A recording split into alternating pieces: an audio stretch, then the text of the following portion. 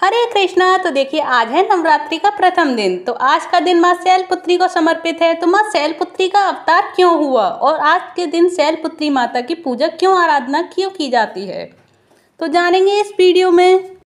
क्योंकि आज के दिन प्रथम दिन नवरात्रि के प्रथम दिन माँ शैलपुत्री की पूजा करने का क्यों विधान है और माँ शैलपुत्री की कथा क्या है और शैलपुत्री का अवतार क्यों और कैसे हुआ और आज के दिन क्या इनका विधि विधान से कैसे पूजा की जाती है, ये सारी जानकारी मैं आप सभी को इस वीडियो में दूंगी।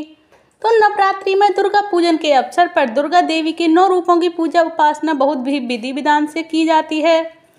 इन रूपों के पीछे तात्विक अवधारणाओं का परिज्ञान धार्मिक, सांस्कृतिक और सामाजिक विकास के लिए आवश्यक है। तो आइए जानते हैं माँ शैलपुत्री के बारे में। और माँ दुर्गा को सर्वप्रथम शैलपुत्री के रूप में पूजा जाता है, जो कि हिमालय के वहां पुत्री के रूप में जन्म लेने के कारण इनका नाम शैलपुत्री हुआ। और इनका वाहन वृषभ है, इसीलिए यह देवी वृषारूढ़ा के नाम से भी जानी जाती हैं।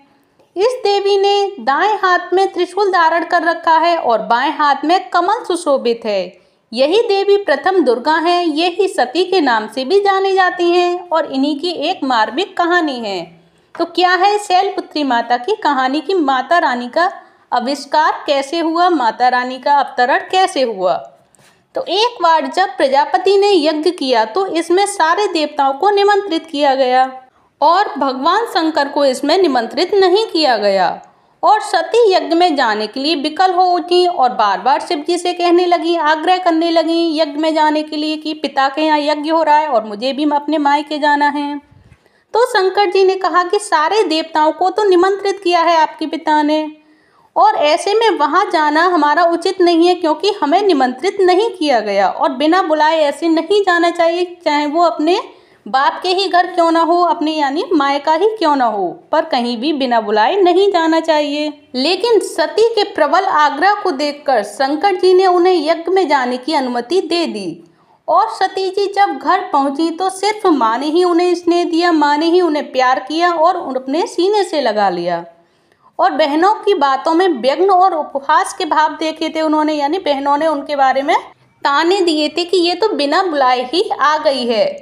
तो भगवान शंकर के प्रति भी तिरस्कार का भाव था सभी का। तो दक्ष ने भी उनके प्रति अपमानजनक वचन कहे थे। इससे सती को बहुत ठेस पहुंची और बहुत क्लेश पहुंचा। वे अपने पति का यह अपमान सहन नहीं कर सकी और योगाग्नि द्वारा अपने को जलाकर भस्म कर लिया, क्योंकि यज्ञ तो हो ही रहा था वहाँ और उसी यज्ञ में उन्होंने अपनी आहुति दे दी। इस दारुण दुख से व्यथित होकर शंकर भगवान ने उस यज्ञ को विध्वंस कर दिया और यही सती अगले जन्म में शैलराज यानी हिमालय की पुत्री के रूप में जन्मी और शैलपुत्री कहलाई। तभी से इनका नाम शैलपुत्री हुआ।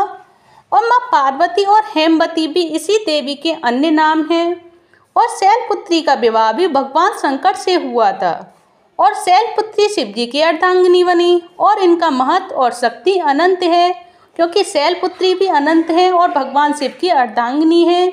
और ये रही माता शैलपुत्री की अवतरण कथा की। इन माता की शैलपुत्री माता की अवतरण की कथा क्या है और ये कैसे पृथ्वी पर आई और इनका नाम शैलपुत्री क्यों हुआ।